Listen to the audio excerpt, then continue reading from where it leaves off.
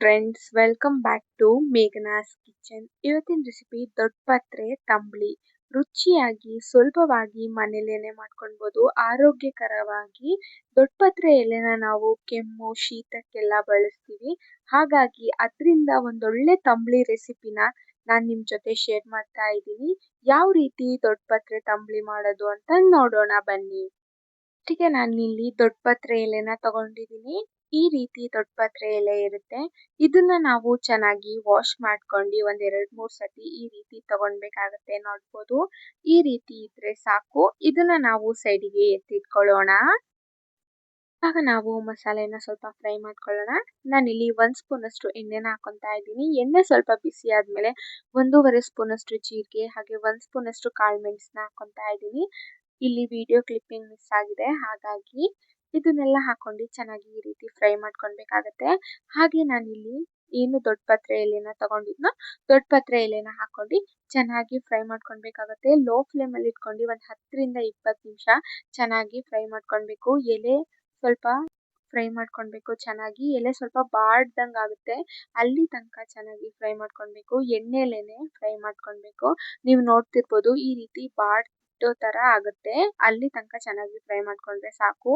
ಈ ರೀತಿ ಫ್ರೈ ಮಾಡ್ಕೊಳೋದ್ರಿಂದ ದೊಡ್ಡ ಪತ್ರೆ ಎಲೆ ಆ ಫ್ಲೇವರು ಜಾಸ್ತಿ ಅನ್ಸೋದಿಲ್ಲ ತಂಬಳಿಯಲ್ಲಿ. ಹಾಗಾಗಿ ನೋಡ್ಬೋದು, ಈ ರೀತಿ ಆದ್ರೆ ಸಾಕು.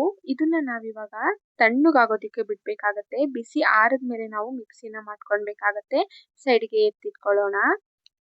ನಾನಿಲ್ಲಿ ಮಿಕ್ಸಿನ ಹಾಕೊಂತಾ ಇದ್ದೀನಿ. ಬಿಸಿ ಆರಿದೆ, ಹಾಗಾಗಿ ದೊಡ್ಡ ಪತ್ರೆ ಎಲೆನ ಹಾಕೊಂಡು ಇದಕ್ಕೆ 2 ಹಸಿಮೆಣಸಿನಕಾಯಿನ ಹಾಕೊಂತಾ ಇದ್ದೀನಿ ಖಾರಕ್ಕೆ ತಕ್ಕಂತೆ. ಹಾಗೆ ಸ್ವಲ್ಪ ಕಾಯಿ ತುರಿ ಹಾಗೆ ಸ್ವಲ್ಪ ಕೊತ್ತಂಬರಿ ಸೊಪ್ಪು ಹಾಗೆ 2 ಸ್ಪೂನ್ ಅಷ್ಟು ಹುರ್ಗಡ್ಲೆನ ಹಾಕೊಂತಾ ಇದ್ದೀನಿ. ಸ್ವಲ್ಪ ನೀರ್ ಹಾಕೊಂಡು ನುಣ್ಣಗೆ ಪೇಸ್ಟ್ ಮಾಡ್ಕೊಂಡು ಬರ್ಬೇಕಾಗತ್ತೆ. ನೋಡ್ಬೋದು, ನಾನಿಲ್ಲಿ ಪೇಸ್ಟ್ ಮಾಡ್ಕೊಂಡು ಬಂದಿದ್ದೀನಿ. ಈ ರೀತಿ ನುಣ್ಣಗೆ ಪೇಸ್ಟ್ ಆದ್ರೆ ಸಾಕು.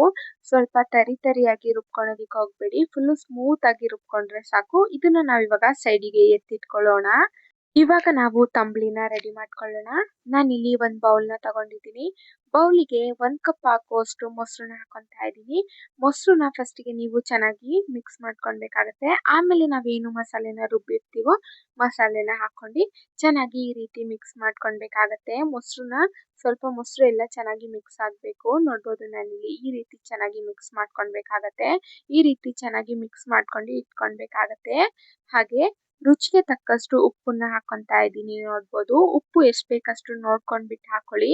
ಹಾಗೆ ನಿಮ್ಗೆ ಎಷ್ಟು ಸ್ವಲ್ಪ ನೀರ್ ಬೇಕಂದ್ರೆ ಸ್ವಲ್ಪ ನೀರ್ ಹಾಕೊಂಡ್ಬಿಟ್ಟು ತೆಳುವಾಗೂ ಮಾಡ್ಕೊಳ್ಬೋದು, ಇಲ್ಲ ಮೊಸರುನೆನೆ ಹಾಕೊಳ್ಬೋದು. ಈ ರೀತಿ ಆದ್ರೆ ಸಾಕು. ಇದಕ್ಕೆ ನಾವಿವಾಗ ಒಗ್ಗರಣೆನ ರೆಡಿ ಮಾಡ್ಕೊಳ್ಳೋಣ.